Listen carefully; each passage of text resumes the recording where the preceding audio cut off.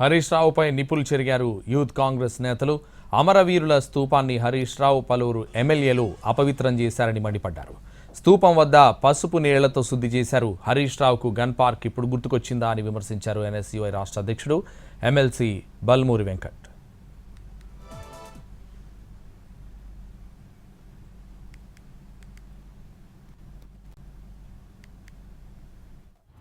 ఏదైతే ఆగస్టు 15వ తారీఖున తప్పనిసరిగా ఏదైతే మా ముఖ్యమంత్రి గారు సవాల్ విసిరారో, మా ముఖ్యమంత్రి గారు సవాల్ విసిరింది బీఆర్ఎస్ పార్టీ అధ్యక్షునికి.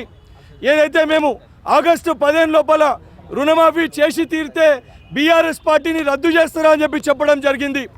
హరీష్ రావు గారు మీరు ఆ పార్టీలో మీరు కేవలం ఒక జీతగాడు మటుకే. నిజంగా కల్వకుంట్ల చంద్రశేఖరరావుని బయటికి రమ్మనండి. ఆగస్టు 15వ తారీఖున ఏదైతే రైతులకి 2 లక్షల రూపాయలు రుణమాఫీ చేస్తే బీఆర్ఎస్ పార్టీని రద్దు చేస్తామని చెప్పి కల్వకుంట్ల చంద్రశేఖరరావు గారిని బయటికి వచ్చి చెప్పమని చెప్పండి.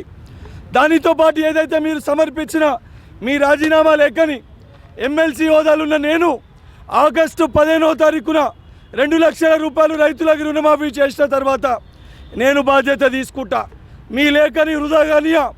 తప్పనిసరిగా ఏదైతే 2 లక్షల రూపాయల రుణమాఫీ అయిన తర్వాత స్పీకర్ గారి దగ్గరికి వెళ్ళి మీ రాజీనామాని వృధా కాకుండా మీ యొక్క రాజీనామాని ఆమోదింపజేసే ఒక బాధ్యత కూడా నేను